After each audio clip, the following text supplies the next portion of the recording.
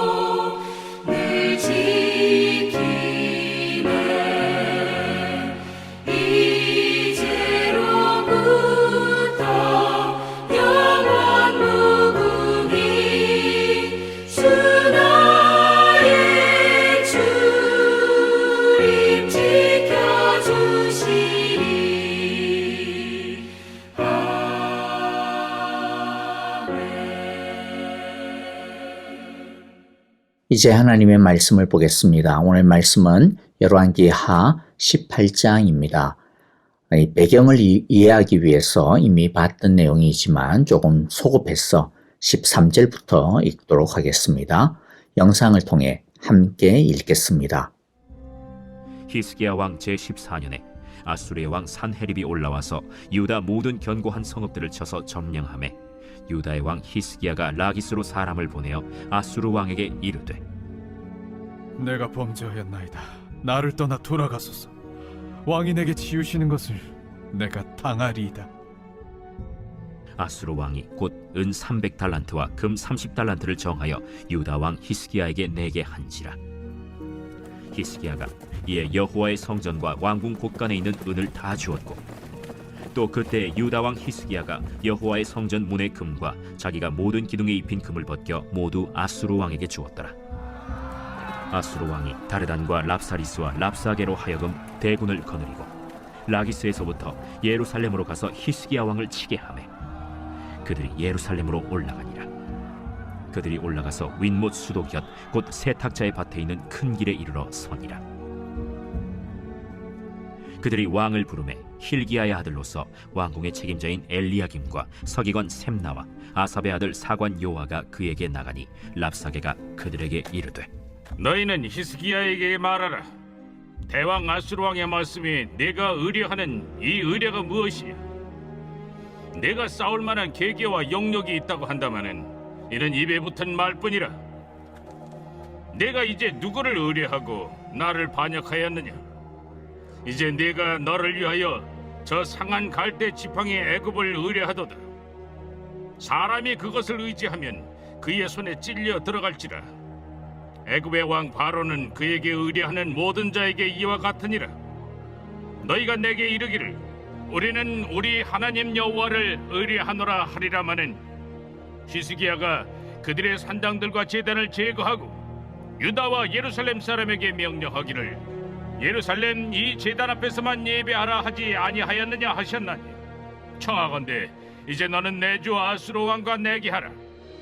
내가 만일 말을 탈 사람을 낼 수 있다면 나는 내게 말 2,000마리를 주리라.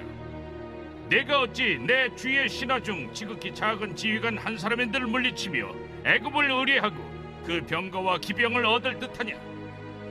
내가 어찌 여호와의 뜻이 아니고야 이제 이곳을 멸하러 올라왔겠느냐?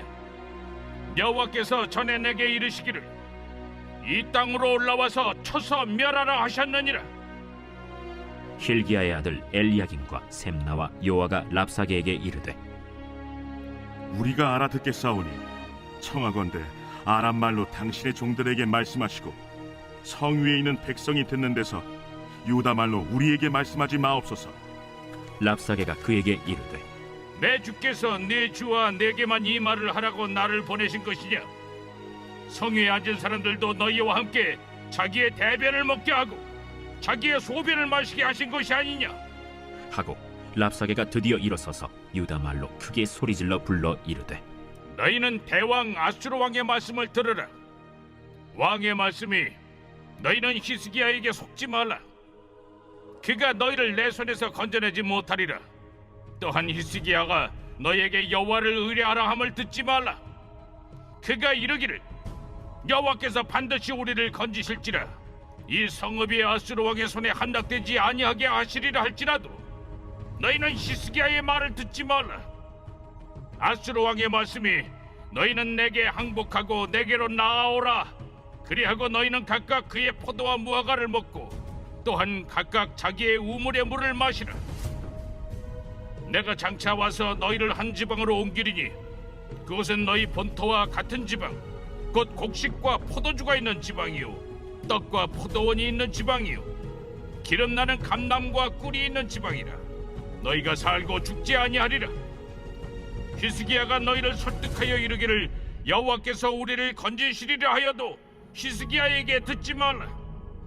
민족의 신들 중에 어느 한 신이 그의 땅을 아수르 왕의 손에서 건진 자가 있느냐? 하맛과 아르밧의 신들이 어디 있으며 스발와임과 헤나와 아와의 신들이 어디 있느냐? 그들이 사마리아를 내 손에서 건졌느냐? 민족의 모든 신들 중에 누가 그의 땅을 내 손에서 건졌기에 여호와가 예루살렘을 내 손에서 건지겠느냐 하셨느니라. 그러나 백성이 잠잠하고 한마디도 그에게 대답하지 아니하니 이는 왕이 명령하여 대답하지 말라 하였습니다. 이에 힐기야의 아들로서 왕궁 내의 책임자인 엘리야김과 서기관 셈나와 아삽의 아들 사관 요아가 옷을 찢고 히스기야에게 나아가서 랍사게의 말을 전하니라. 이제 말씀을 함께 나누겠는데요. 오랜만에 내용을 대하니까 조금 설명을 드리는 것으로 시작을 하겠습니다. 이 부분은 기원전 701년에 있었던 아시리아의 유다 침공 사건을 언급하고 있습니다. 아시리아의 왕이 된 사네립이 유다를 침공하여 유다의 모든 견고한 성읍을 쳐서 취하게 되었는데요. 그 이유를 7절에서 언급하고 있죠. 그것은 히스기야가 아시리아 왕에게 반기를 들고 그를 섬기지 않았기 때문입니다. 히스기야가 이렇게 할 수 있었던 것은 당시에 아시리아의 형편이 녹록찮았기 때문입니다. 아시리아는 새로이 떠오르고 있었던 바벨론과 또 다른 나라들의 반란을 진압하느라 정신이 없었습니다. 그래서 남쪽 기퉁이에 있는 유다에까지 신경을 쓸 겨를이 없었던 것이죠. 이러한 기회를 틈타 히스기야는 아시리아에게 조공을 바치는 일을 중단하고 이집트를 중심으로 주위 나라들과 함께 반아시리아 동맹을 맺었습니다. 기원전 702년에 바벨론과의 오랜 전쟁에서 승리를 이끌어낸 아시리아의 사네립 왕은 그동안 손보지 못하고 있었던 서쪽과 남쪽의 나라들을 정벌하는 일을 시작합니다. 그래서 두로를 무찌르고 아시리아인을 왕으로 세우고요. 그 다음에 블레셋, 암몬, 모압, 에돔 이렇게 차차 나라들을 정복하고 조공을 받아냅니다. 그리고는 유다를 침공하여 여러 성읍들을 함락시키고 유다를 초토화시켜 나가고 있었습니다. 아시리아의 막강한 군사력을 보게 된 히스기야는 신하들을 라기스로 보내어 아시리아의 왕 사네립에게 잘못했다고 싹싹 빌면서 어떻게 하면 물러가겠냐고 무엇이든 하겠다라고 합니다. 그러자 사네립은 은 300달란트, 즉 오늘날 무게로 치면 1만 킬로그램 정도거든요. 즉 10톤이나 되는 많은 양이죠. 그리고 금 30달란트, 오늘날로 하면 1톤의 금을 요구합니다. 어마어마한 양입니다. 사실 당시 유다에게는 이와 같은 것들을 진짜 감당하기가 어려웠습니다. 그래서 유다는 있는 금 없는 금 그냥 싹싹 긁어 모으기 시작을 하죠.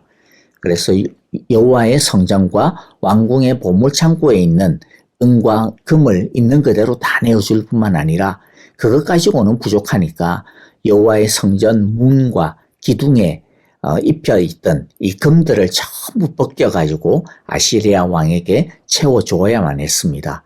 그런데 조공을 줄면 물러가겠다라고 한 이 아시리아의 왕 사네립은 자신의 약속을 개나 줘버립니다.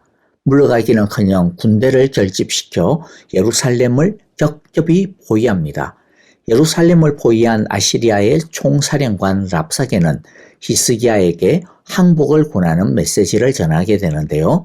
그런데 왕에게 문서로 보내는 것이 아니라 예루살렘 성벽 앞에 와가지고 예루살렘 성 위에 서 있는 모든 유대인들이 다 들을 수 있도록 히브리 말로 큰 소리로 외쳤습니다. 유대인들의 사기를 긋고 또 유대인들 안에 자중질환이 일어나도록 부추기고자 했던 것이죠. 랍사게는 지금 유다가 은근히 기대하고 있는 두 가지에 대해 공격을 합니다. 하나는 이집트가 도와줄 것이라고 기대하는데 그것은 망상이라는 것이죠. 그러면서 이집트는 부러진 갈대 지팡이와 같다라고 합니다. 부러진 갈대 지팡이를 꽉 쥐면 어떻게 됩니까? 갈대는 도움은 되지 않고 도리어 쥐고 있는 손만 베이게 될 것입니다. 실제로 이 당시 이집트는 옆에 있는 나라들로 하여금 아시리아를 반역하도록 부추기는 했지만은 그러나 그들을 도울 수 있는 힘이 전혀 없었습니다. 순 허풍이었던 거죠. 뼈를 때리는 말이었습니다. 이것은 아시리아의 지적이 옳았습니다. 하나님은 지금 아시리아의 입을 빌어 히스기야의 성급했던 미숙한 판단에 대해 책망하고 계신 것입니다. 히스기야는 하나님으로부터 받은 말씀을 따라 아시리아를 배신했던 것이 아닙니다. 그냥 이집트의 부추김에 부안해동했던 것이죠. 의지할 만한 것이 아님에도 불구하고 히스기야는 이집트를 의지하여 나라를 한번 좀 세워보고자 했던 것입니다. 나라를 제대로 세워보겠다라고 하는 그 열정을 누가 탓하겠습니까? 그러나 의지하지 말아야 할 것에 기대면 안 되는 것이었던 거죠. 우리도 마찬가지입니다. 잘 살아봐야 되겠다. 잘 해결해봐야지. 열심히 해야지. 다 좋습니다. 다 옳은 거죠. 그러나 그것을 위해 엉뚱한 것을 의지하면 안 됩니다. 잘못된 길로 들었으면 안 됩니다. 하나님이 인정하시는 길이 아닌 곳에 발을 디디면 안 되는 것이죠. 랍사게의 말이 맞습니다. 하나님이 아닌 다른 것을 의지하려고 하는 시도는 이집트를 의지하는 것과 같습니다. 꺾어진 갈대를 자꾸만 쥐려고 더 세게 쥐려고 하는 것과 똑같습니다.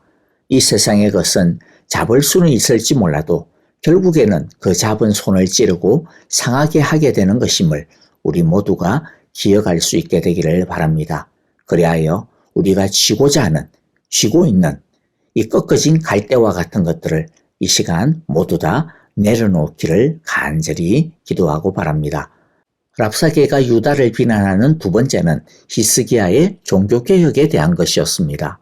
22절에 보면 너희는 또 나에게 너희의 여호와 하나님을 의지한다라고 말하겠지만은 유다와 예루살렘에 사는 백성에게 예루살렘에 있는 이 제단 앞에서만 경배하여야 한다고 하면서 산당과 제단들을 모두 헐어버린 것이 바로 너 히스기야가 아니냐.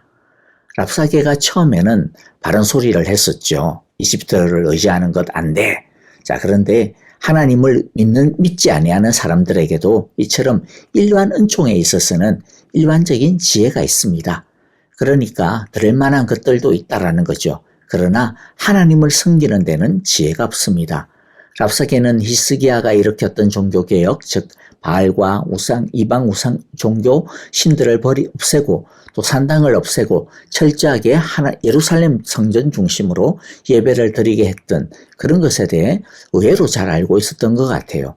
그런데 그런 히스기야의 종교개혁은 자기들의 관점에서 보면 자기가 볼 때는 완전히 뻘짓을 하고 있는, 완전히 잘못하고 있는 것으로 여겼던 것입니다. 그들은 신은 하나가 아니고 많다라고 믿고 있었던 사람들이죠. 다신론 사회였습니다. 그리고 세상의 신들은 함부로 몰아내면 안 되고 가급적이면 많이 잘 섬겨드려야 부정도 타지 아니하고 또 복을 받는다라고 생각을 했던 거죠. 그래서 랍사게가 하는 말이 무엇입니까? 그렇게 하나님만 믿으면 안 되고 바알과 다른 종교들도 다 인정하고 믿어야지. 그리고 또 예루살렘 성전에서만 예배한다라는 거, 그건 말이 되냐? 예배는 최대한 더 많은 곳에서 더 많이 만들어야 더 신들이 좋아하지 않겠느냐라고 하는 다다익선의 가치관이었던 거죠. 그러나 하나님을 믿는 바른 신앙은 오직 하나님 한 분만을 사랑하고 의지하고 하나님만을 붙들고 믿는 것입니다. 이것저것 많이 한다라고 해가지고 하나님이 좋아하느냐? 그렇지 않는 거죠. 오직 하나님의 말씀만을 바르게 따라서 바르게 행할 때 하나님께서 인정해 주십니다. 우리가 하나님을 믿을 때 조심해야 하는 것은 사람의 소리를 따르는 것입니다. 사람들의 인정을 받으려고 하는 것입니다. 남들은 이렇게 하라는데 라고 하는 것에 속으면 안 됩니다. 우리가 따를 것은 사람의 소리가 아니라 오직 하나님의 말씀밖에 없음을 기억해야 할 것입니다. 세상이 아무리 이렇게 믿는 게 고상한 거야, 이렇게 믿어야 사람들이 좋아하는 거야, 그래야 사람들이 교회에 더 많이 나오지, 이런 말씀을 전하는 그런 교회가 되어야 사람들이 떠나지 아니하고 사람들이 좋아하고 듣기 좋아하려고 하는 그런 것들을 많이 전해야 좋아하는 거야 라고 하는 이런 등등의 인본주의에 빠지지 않도록 조심해야 하는 것이죠.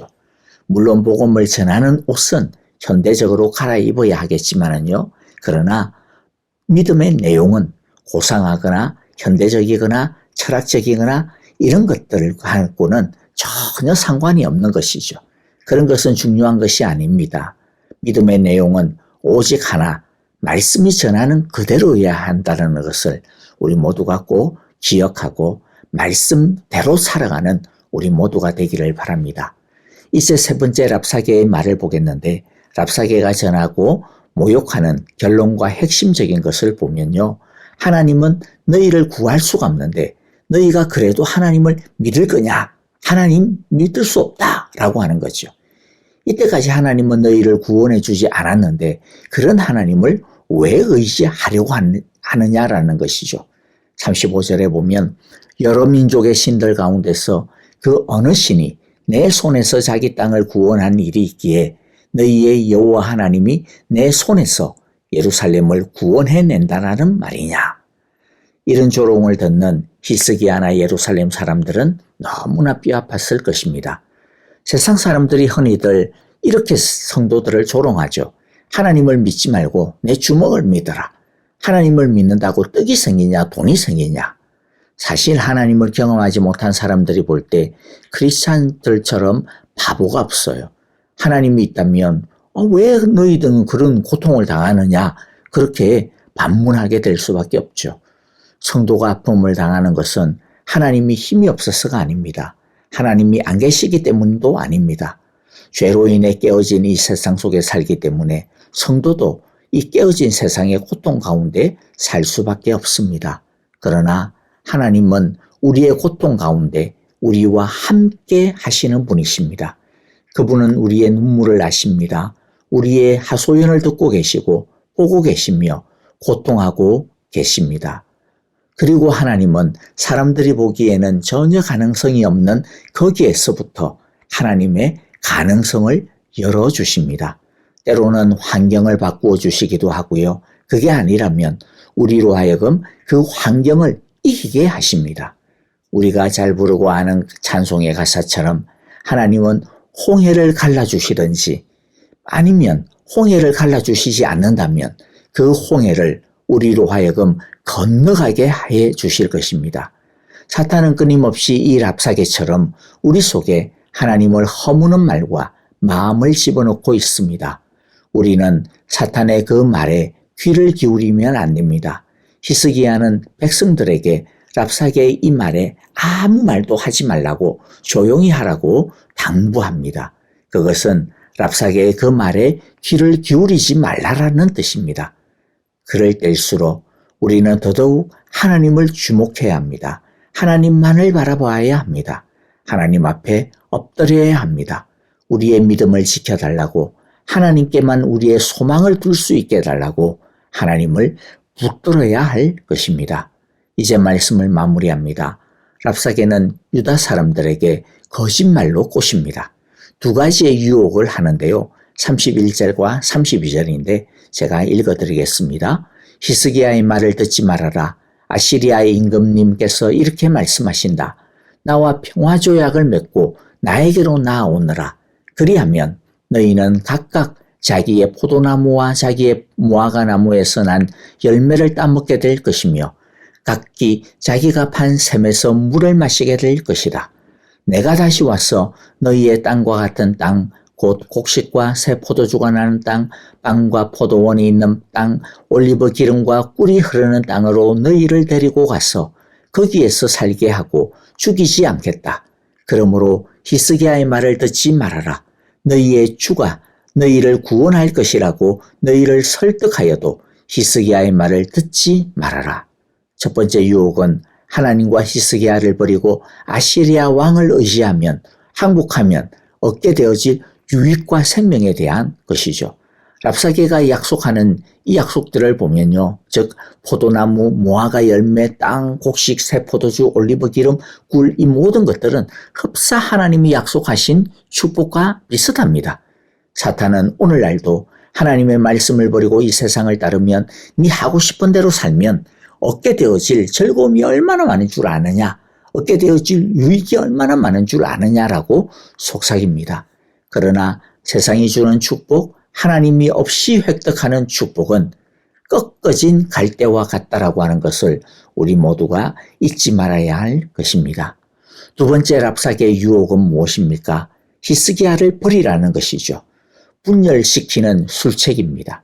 사탄이 하는 끊임없는 못된 짓은 하나님의 나라를, 하나님의 교회를, 하나 되어진 하나님의 몸을, 하나 되어진 하나님의 가정을 분열시키고 이간질시키고 파괴하는 것임을 기억해야 할 것입니다. 그러나 유다 사람들은 끝까지 한 마음이 되었습니다. 우리도 하나님께서 하나 되게 하신 것을 끝까지 지켜나갈 수 있게 되기를 간절히 바라고 기도합니다. 아멘. 자, 오늘 우리에게 주신 하나님의 말씀들 마음에 새기면서 우리 함께 찬송하며 기도하도록 하겠습니다. 또 교회와 성도님들을 위하여 기도해 주시기를 바랍니다. 선교사님들을 위해서 기도해 주시고요.